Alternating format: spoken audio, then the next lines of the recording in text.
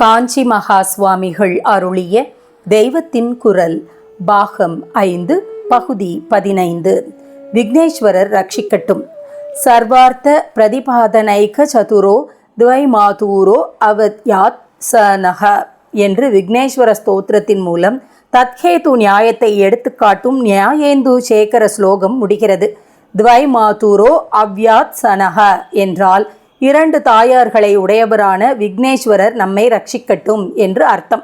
ஸ்லோகத்தின் முதல் 3 வரிகளில் அது விக்னேஸ்வரரை பற்றியது என்று பெயரை குறிப்பிட்டு வெளிப்பட காட்டாமல் மற்ற தேவதைகளில் ஒன்றை பூஜிக்க விரும்புகிறவர்கள் கூட அந்த பூஜைக்கு ஏற்படக்கூடிய இடையூற்றை நீக்கிக் கொள்வதற்காக எவருடைய திருவடி தாமரைகளை பூஜிக்க வேண்டியது அவசியம் என்று கருதுகிறார்களோ இப்படிப்பட்ட பக்தர்களில் தத்ஹேது நியாயமும் தெரிந்தவராக உள்ளவர்கள் மற்ற தேவதா பூஜையே வேண்டாம் என்று எவர் ஒருத்தருடைய பரதெய்வமாக பூஜிப்பதோடு நிறுத்தி கொள்கிறார்களோ என்று சொல்லிவிட்டு எவர் எவர் என்று பெயரை சொல்லாமல் குறிப்பிட்ட அவரை 4ஆம் வரியில் இவர்தான் துவைமாதூரராக இருக்கப்பட்ட விக்னேஸ்வரர்தான் என்று வெளிப்பட பெயர் சொல்லி இப்படியாகப்பட்டவர் நம்மை ரட்சிக்கட்டும் அவ்யாத் சனஹ என்று முடித்திருக்கிறது.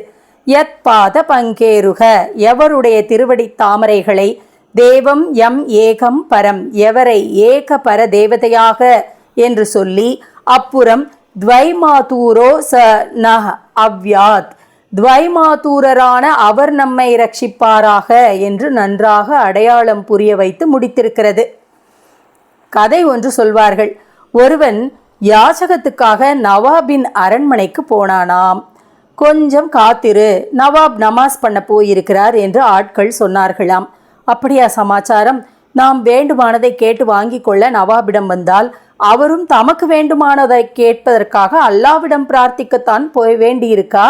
அப்படியானால் நம்மை போலவே யாச்சகராக உள்ள இந்த நவாபிடம் கை நீட்டாமல் நாமும் நேராக அந்த அல்லாவிடமே வேண்டிக் கொள்ளலாமே என்று சொல்லிவிட்டு யாச்சகன் போய்விட்டானாம். ஏறக்குறைய இந்த மாதிரிதான் ஏனைய தேவர்களும் தங்கள் காரியம் நிர்விக்னமாக நடக்க வேண்டும் என்பதற்காக விக்னேஸ்வரரை நமஸ்காரம் பண்ணுகிறார்கள் என்னும்போது நாம் ஒவ்வொரு காரியத்துக்காக இவர்களில் ஒவ்வொரு தேவதையை வேண்டுவதை விட இந்த எல்லா காரியங்களுக்காகவும் விக்னேஸ்வரர் ஒருத்தரையே வழிபட்டு விடலாம் என்பது.